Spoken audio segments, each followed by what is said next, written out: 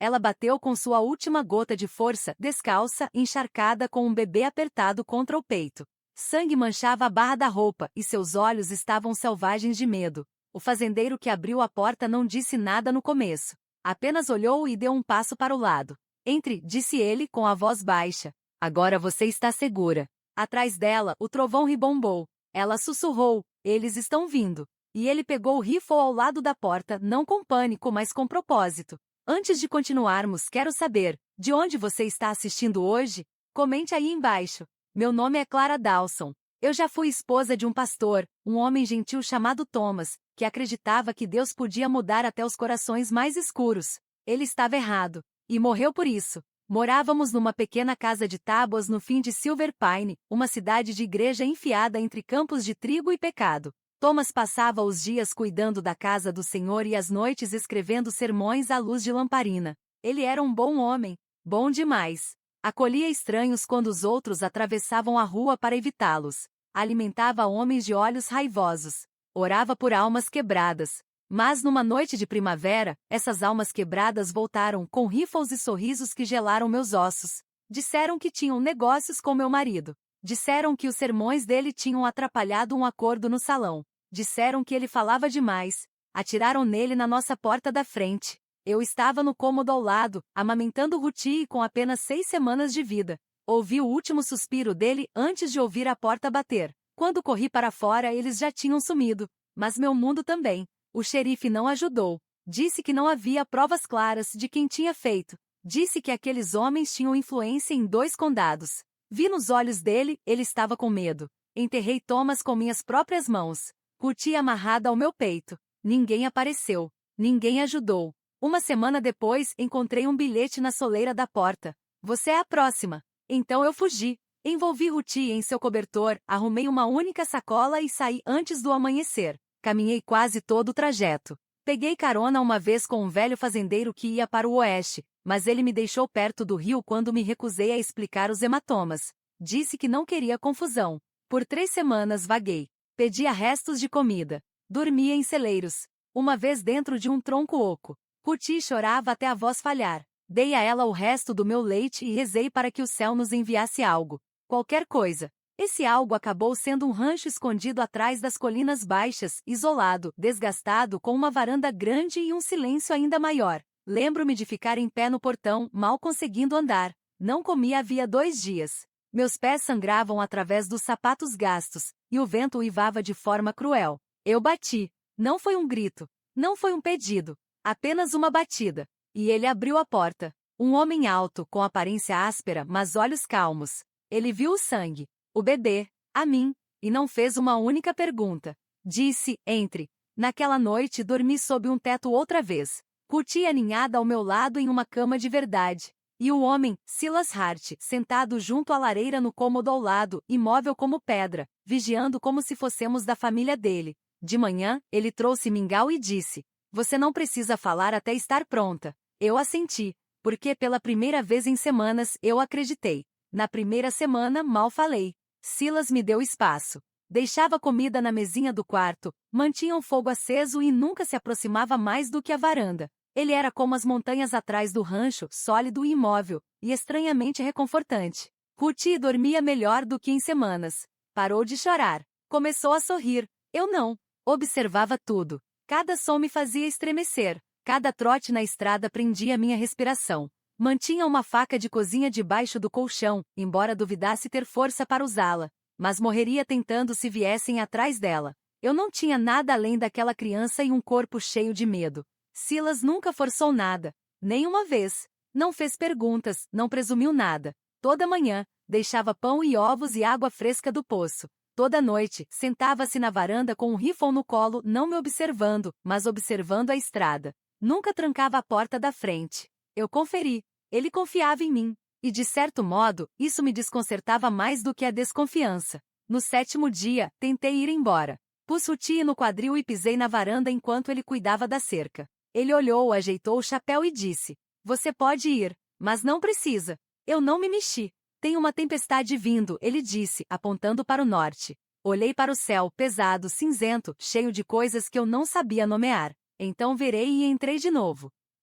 Naquela noite choveu como se o mundo estivesse rachando. Ruti chorava, e eu a segurei junto ao peito, embalando, sussurrando canções de ninar que mal lembrava. Ela adormeceu, e eu fiquei no escuro, ouvindo o vento gritar. Foi quando eu ouvi uma batida suave no batente da porta.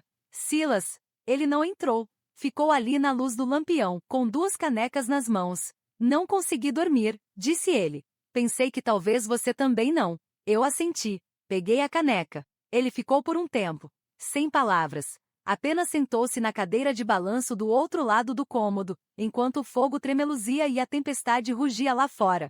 Depois disso, algo mudou. Voltei a lavar pratos, a dobrar lençóis, a varrer cantos. Silas nunca pediu, mas sentiu alívio no silêncio dele. Uma casa fala diferente quando volta a ser vivida. Comecei a cozinhar pequenas refeições. Ruti começou a balbuciar para ele toda vez que passava. Ele nunca a pegava sem pedir, apenas estendia as mãos e esperava. Se ela alcançasse, ele sorria. Um dia o vi no celeiro cuidando de um potro ferido. O jeito como ele sussurrava para o animal, como se cada palavra fosse compreendida, fez algo doer fundo no meu peito. Naquela noite eu disse obrigada. Só isso. Ele me olhou, olhos firmes. De nada. E pela primeira vez desde a morte de Thomas, acreditei que talvez eu ainda pudesse pertencer a algum lugar. Mas a paz é coisa frágil. E o medo é difícil de abandonar. Acordei algumas noites ofegante, convencida de que tinha ouvido botas do lado de fora. Uma vez gritei e acordei Ruti, tremendo tanto que não consegui segurá-la. Silas entrou em silêncio, pegou Ruti nos braços e cantarolou a mesma melodia que eu usava para acalmá-la. Observei da cama, lágrimas no rosto, coração disparado. Eu estava fugindo há tanto tempo que tinha esquecido como era ficar parada. E aos poucos, eu queria parar de fugir. Foi o potro que mudou tudo. A criaturinha tinha se enroscado na cerca de arame atrás do celeiro, um corte profundo na perna escorrendo sangue até a palha. Eu estava estendendo lençóis quando ouvi o relincho agudo e um palavrão. Ruti dormia dentro de casa, então corri. Encontrei Silas agachado na poeira, mãos firmes, voz baixa. Calma agora, murmurava para o potro. Ninguém vai te machucar. Ele tentava limpar o ferimento, mas o potro se debatia, olhos arregalados de dor. Já tinha visto esse mesmo pânico antes, no espelho. Não pensei. Ajoelhei ao lado dele, pressionando uma mão no pescoço do potro e a outra sobre os olhos. Sussurrei um hino mal lembrado da infância e o bichinho sossegou. Silas me olhou então, olhou de verdade. Não como alguém pego de surpresa, como alguém vendo algo raro. Você tem um jeito com os que sofrem, ele disse, voz suave. Dei de ombros. Talvez porque eu já fui um deles. Ele assentiu uma vez. Não disse mais nada. Limpamos o ferimento juntos, enrolamos com linho e paciência. Depois, sentamos lado a lado num caixote virado, respiração curta, poeira nas roupas. O celeiro estava aquecido de sol e cheiro de feno. Eu costumava achar que gentileza tinha preço, falei, olhando a luz no assoalho. O Thomas, meu marido, dava de graça. E isso matou ele. Silas não respondeu de imediato. Depois disse, tem coisa que vale a pena dar, mesmo que custe. Olhei para ele. Você acha que é isso que está fazendo com a gente? Pagando alguma dívida? Os olhos dele encontraram os meus claros, firmes. Não, senhora. Acho que estou, enfim, recebendo algo de volta. Naquela noite cozinhei o jantar. Pão de milho e feijão. Nada especial, mas feito por mim. Coloquei 3 pratos na mesa, um para mim, um para Silas, um para Ruti, que só mastigava o pão com as gengivas, mas ria como se fosse torta. Silas sentou do outro lado da mesa, quieto como sempre. Mas quando Ruti estendeu a mão, ele deixou que ela agarrasse seu dedo com força. Depois do jantar, recolhi os pratos. Ele se levantou, hesitou e então disse: Você está segura aqui, Clara. Me virei, mãos tremendo. Quero acreditar nisso, respondi. Ele assentiu. Leve o tempo que precisar. Observei enquanto ele saía. Vi como se movia com cuidado, cautela, como um homem com medo de quebrar algo precioso demais para se nomear. E foi ali que começou não amor ainda, mas confiança. Confiança de verdade, firme, dolorosa. O tipo que não precisa ser dito para ser sentido. O verão chegou quente e pesado, pressionando a terra como um segredo. Os dias eram mais longos agora, e a horta que Silas plantara no ano anterior florescia com vigor: feijão, abóbora, morangos silvestres. Ruti tinha o hábito de engatinhar entre as fileiras, mastigando folhas de hortelã e dando gritinhos quando o vento agitava seus cachos. E Silas continuava quieto, mas mais suave nas bordas. Começou a me ensinar a cavalgar de novo. Fazia anos desde que eu montara. Na primeira vez, tremi tanto que quase escorreguei da sela. Ele ficou ao meu lado, mão na rédea. Você não precisa, sabia? Mas eu quero, respondi com o queixo firme. Ele me ajudou a subir sem dizer mais nada. Cavalguei aquele dia, só até a cerca e de volta. Mas quando desci, ele me entregou um cantil e disse: Você cavalgou como quem tem algo a proteger. E percebi, ele estava certo. Porque eu não estava apenas sobrevivendo mais. Estava construindo algo. Um ritmo. Uma vida. Mas a paz, como sempre, atrai sussurros. Foi na segunda ida à cidade que os vi, 2 homens encostados perto do armazém, olhos demorando demais sobre mim. Silas também percebeu. Se aproximou não possessivo, apenas firme. Uma mão perto do rifle preso à carroça. Lá dentro, a esposa do lojista abaixou a voz. É você que tá ficando lá no rancho do Hart? Assenti. Ela olhou para Ruth e depois para mim. Tome cuidado. O povo fala. Naquela noite perguntei a Silas sobre os homens. Ele ficou olhando para o fogo por um longo tempo antes de responder. Não são daqui. Tipos caçadores de recompensa, talvez. Procurando confusão. Meu sangue gelou. Eles sabem quem eu sou? Ele me olhou então firme e inabalável. Não me importo com quem eles acham que você é. Você não vai a lugar nenhum. Mesmo assim, voltei a dormir mais leve. Mantinha Ruth perto. Revistava portas, janelas. Pedi a Silas se eu podia manter uma espingarda no quarto. Ele trouxe sem questionar, mas o medo voltou a se arrastar. Numa tarde, encontrei um pedaço de pergaminho perto do portão da frente. Sem nome. Apenas 3 palavras rabiscadas com tinta furiosa. Nós lembramos você. Fiquei ali parada, o vento puxando meu avental, o estômago revirando. Quis fugir. Que Deus me ajude, eu quase fugi. Mas então vi Ruth rindo na terra ao lado da varanda. E lembrei das palavras de Silas. Você cavalgou como quem tem algo a proteger. Entrei, encontrei-o afiando ferramentas na mesa e entreguei o bilhete. Ele leu. Queimou. Depois disse. Que venham. Começou a dormir ao lado da porta desde então, o rifle sempre carregado. E ainda assim, nunca me pediu para ir embora. Nunca agiu como se eu fosse um fardo. Ele me tratou como alguém que era dele para proteger, e não por dever, por algo mais profundo. E pela primeira vez desde que Thomas morreu, deixei-me acreditar. Talvez o amor pudesse nascer do medo. Talvez a família não precisasse sempre vir pelo sangue.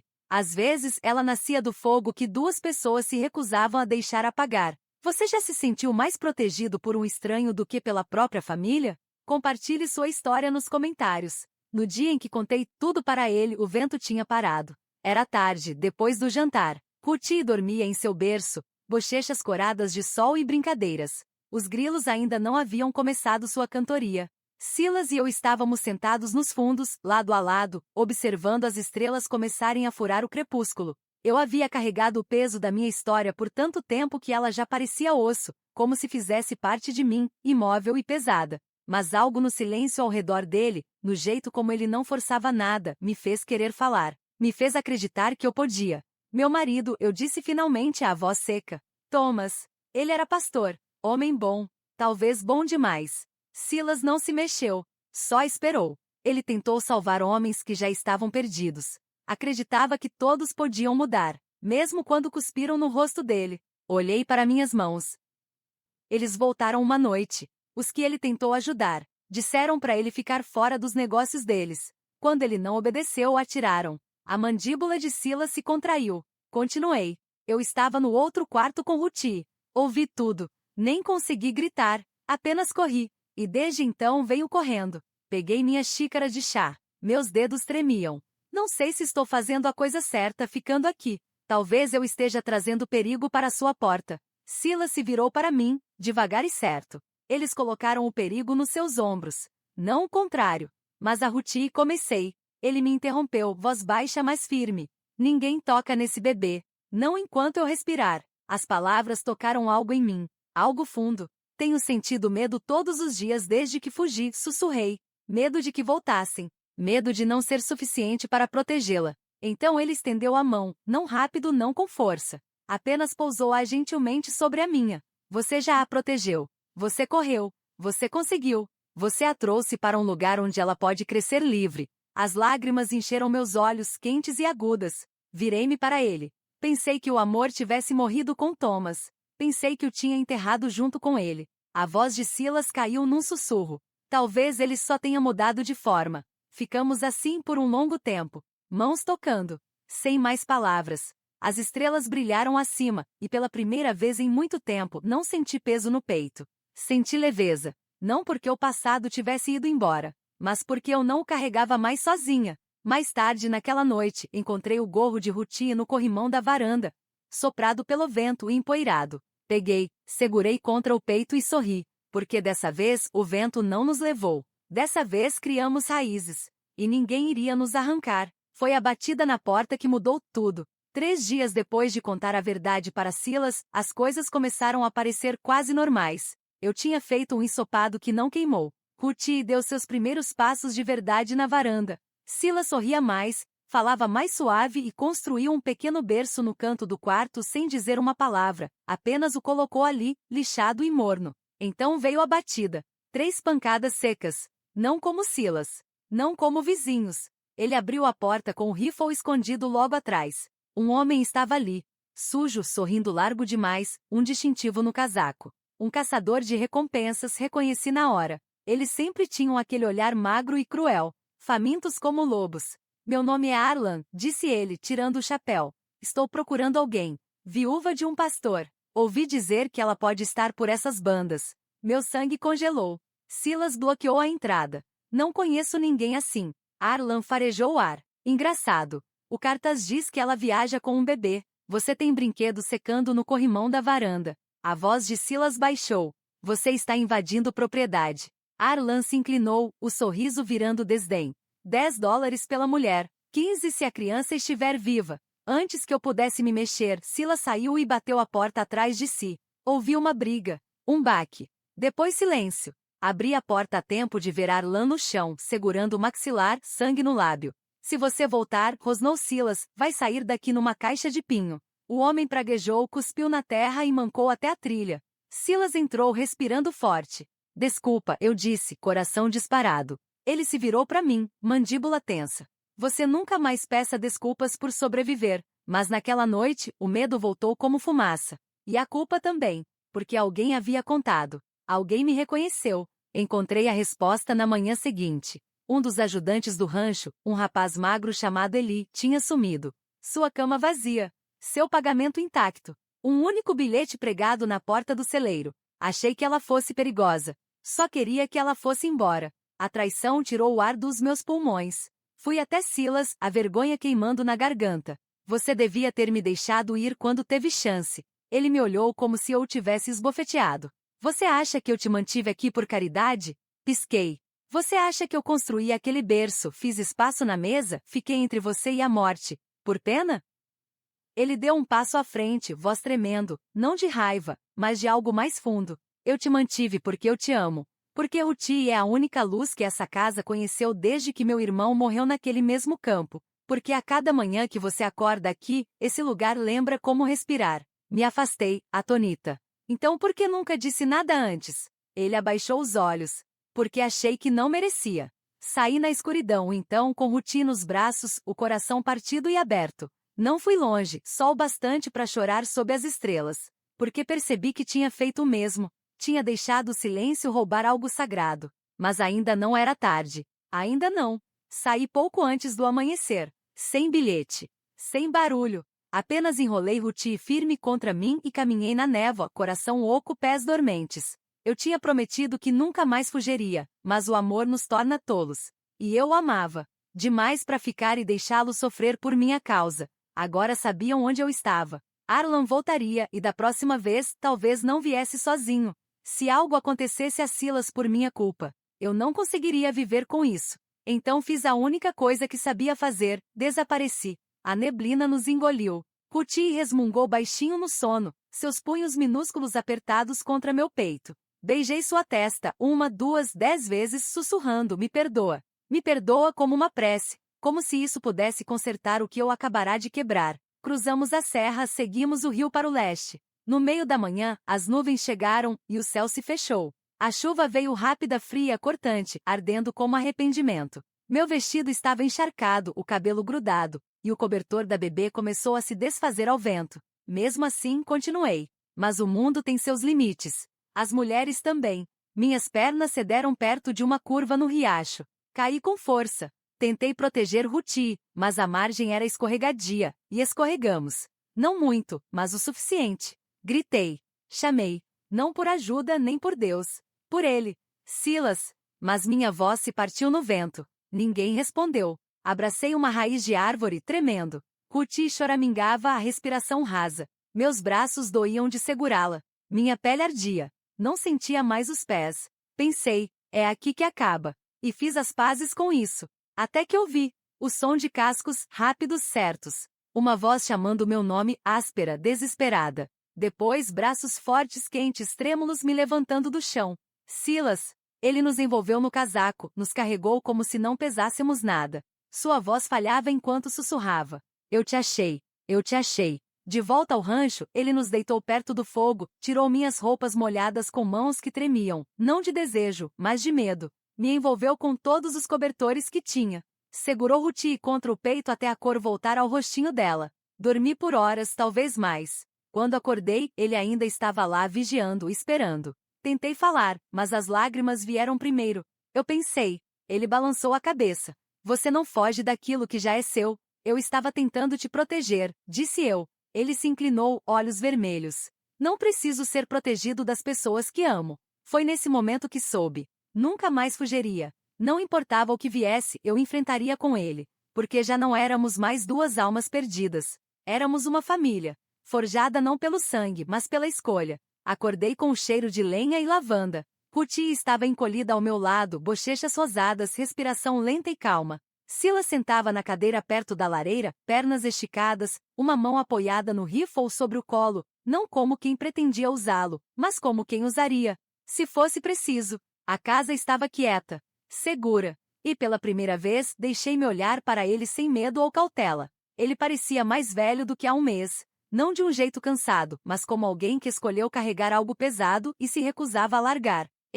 Ruti, toda essa esperança selvagem e silenciosa que construímos entre nós. Sentei devagar. Ele se virou. Você acordou, disse ele, a voz baixa. Assenti. Depois sussurrei. Desculpa por ter fugido. Ele ficou em silêncio por um instante. Depois, você não me deve nada, mas deve a si mesmo a chance de parar de correr. Olhei para o fogo. Eu não achava que alguém veria por mim. De verdade. Ele se levantou, foi até a janela. E então, quase para si mesmo, disse. Eu costumava achar que tinha nascido para ficar sozinho. Depois que meu irmão morreu, enterrei mais que sangue. Enterrei o riso, a companhia, o pertencimento. Ele me olhou. Então você bateu na minha porta. A mudança não foi barulhenta.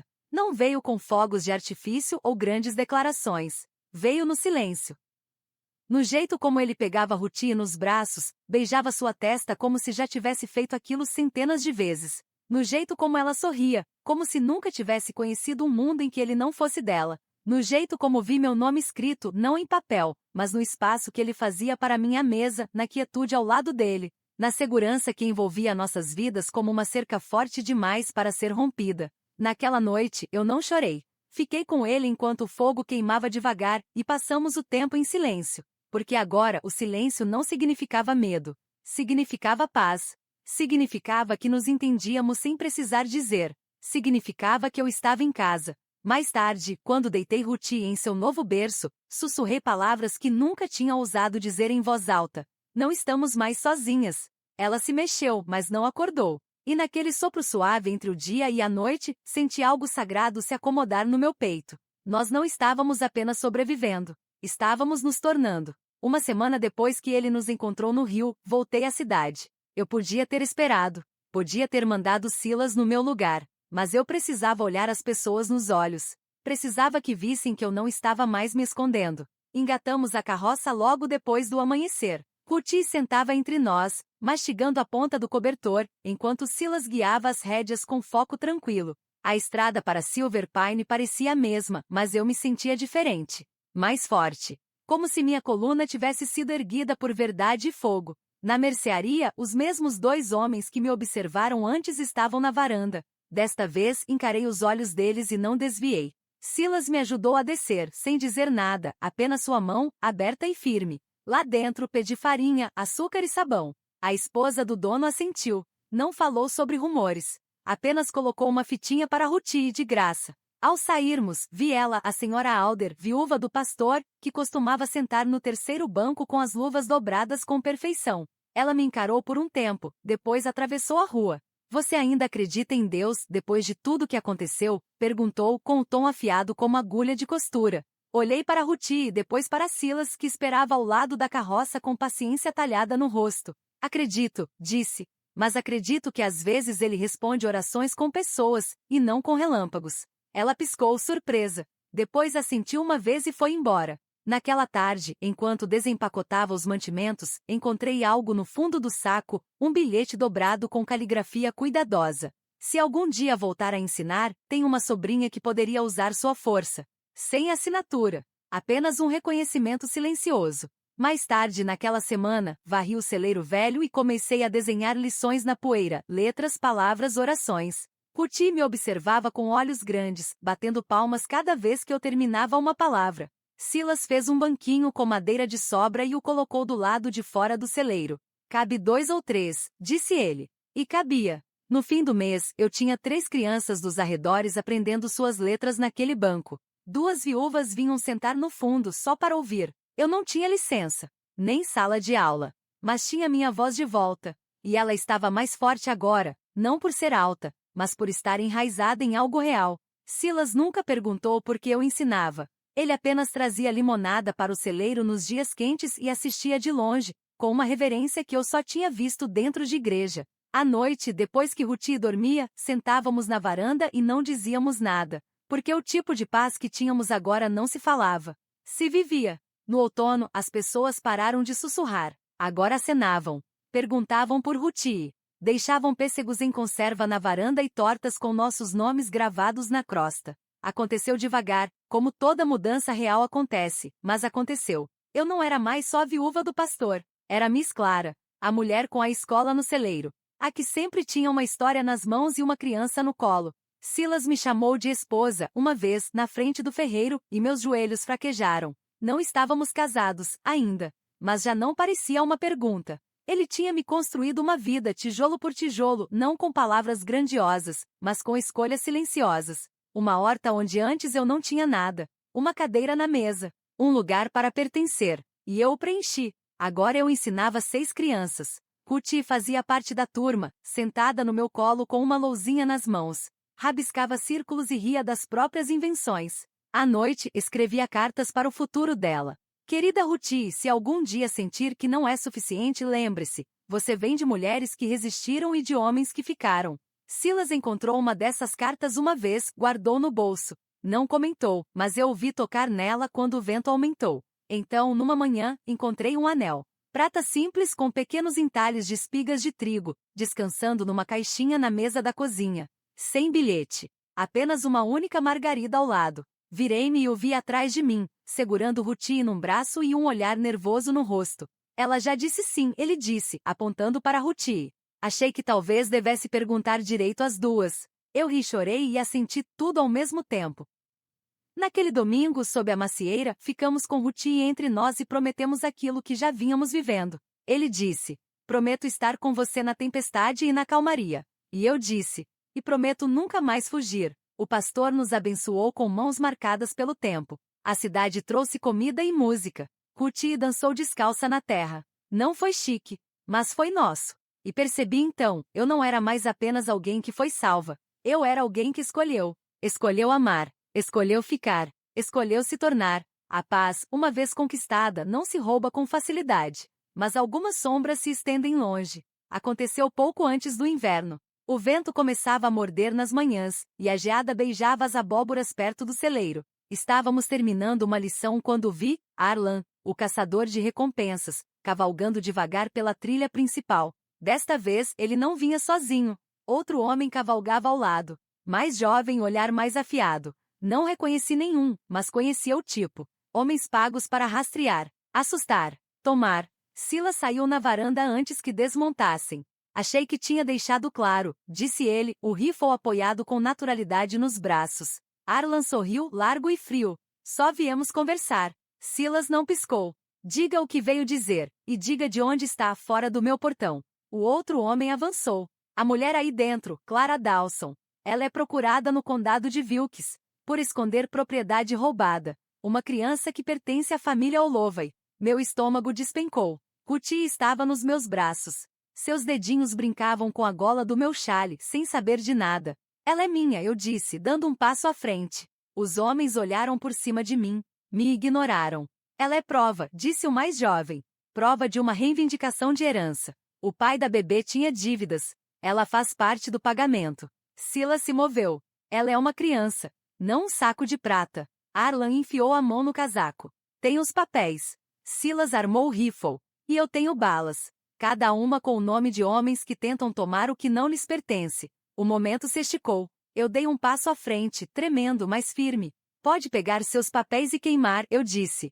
Ruthie é minha por nascimento e por sangue. E se você acha que eu vou entregá-la porque dois estranhos rabiscaram mentiras num pergaminho, então nunca conheceu muitas mães. A mão do mais jovem escorregou discretamente até o cinto. Silas ergueu o rifle. E então, por trás de nós, veio o som de botas. Muitas. Vizinhos. Amigos. O ferreiro. O pastor. A senhora Alder com sua bengala na mão. Eles ficaram em uma linha torta, junto à nossa cerca e braços cruzados, rostos firmes. Nós a conhecemos, disse o pastor. Conhecemos sua filha. E sabemos que esta cidade não entrega os seus. Os caçadores de recompensa olharam para a multidão e fizeram as contas. Se viraram. Cuspiram na terra. E foram embora. Silas abaixou o rifle. Eu caí de joelhos, apertando Ruthie contra mim. Os moradores ficaram um tempo em silêncio, respeitosos. Depois foram saindo, um por um. Mais tarde, quando o sol começou a descer, Silas me encontrou na varanda. Eu estava pronto para matar por você, ele disse, suavemente.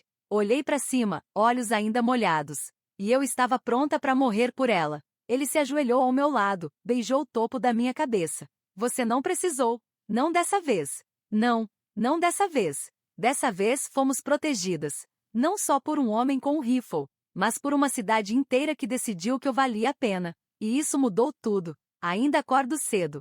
Velhos hábitos não desaparecem, eles se suavizam. Faço café enquanto o céu muda de lavanda para dourado.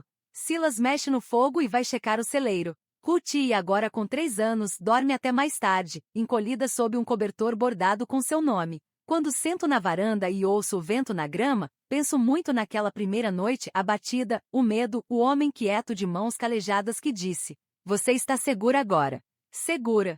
Uma palavra em que eu nunca acreditei até este lugar. Esta vida. Este homem. A escolinha no celeiro cresceu. 10 crianças agora, e um pequeno sino que Ruthie toca antes da aula começar. Eles me chamam de Dona Clara. Alguns até de senhora. Ninguém me chama mais de viúva. Essa palavra perdeu o formato. Sou esposa, mãe, professora, pertencente e não emprestada. Silas ainda fala pouco, mas seus olhos dizem tudo. Quando passa por mim, desliza a mão pelas minhas costas, suave como chuva. Quando olha para Ruthie, é como se enxergasse o nascer do sol no sorriso dela. E Ruthie, meu Deus, essa menina é fogo, que como trovão e canta para as galinhas. Diz às outras crianças que seu papai constrói tudo forte o bastante para durar para sempre. Ela não lembra das fugas, só da segurança que veio depois. Às vezes me pergunto o que Thomas diria se nos visse. Acho que me perdoaria por amar de novo, por escolher a vida em vez do luto. Ele costumava dizer: o Senhor fala através das segundas chances. Acho que Silas foi a minha. Continua escrevendo cartas, ainda as guardo num pote, uma para cada um de nós. Para Ruthie escrevo: Você nasceu em meio à tempestade, mas cresceu sob o sol. Você não é o que tentou te quebrar. Você é o que escolheu te curar. Para Silas: Você nunca levantou a voz, mas me devolveu a minha. Ficou comigo em cada silêncio que importava. E para mim mesma: Você não é uma mulher salva. Você é uma mulher encontrada. E vale a pena ser mantida. Algumas mulheres nascem no abrigo. Outras têm que atravessar o fogo para encontrá-lo. Eu fui do segundo tipo. Fui caçada, assombrada, viúva e exausta. Mas na sombra silenciosa de uma velha casa de fazenda, encontrei algo que não esperava: espaço para respirar, um lugar para descansar, e um homem que nunca me pediu para ser menos do que eu era. Silas não me resgatou com palavras. Ele me resgatou com ações, construindo um berço, ensinando Ruthie a plantar sementes, ficando entre mim e o perigo sem nunca pedir nada em troca. É assim que o amor se parece quando é real. Ele não desfila, não pressiona. Fica em silêncio, pronto, e permanece quando todos os outros vão embora. Não somos mais as mesmas pessoas de quando bati naquela porta. E graças a Deus por isso. Somos uma família agora, não porque compartilhamos sangue, mas porque escolhemos um ao outro. Dia após dia, medo após medo, até que o escolher se tornou promessa. Se você está aí ouvindo e já sentiu que segurança é algo feito para os outros, quero que saiba disso. Você não está longe demais. Você não está quebrada demais. Você não chegou tarde demais. Ainda existe um lugar para você. E às vezes esse lugar se parece com uma varanda gasta, o riso de uma criança, e um homem com um coração grande o suficiente para carregar sua história sem hesitar. Obrigada por passar esse tempo com a história de Clara. Teve alguma parte da jornada dela que ecoou na sua vida? Eu adoraria saber. Compartilhe nos comentários.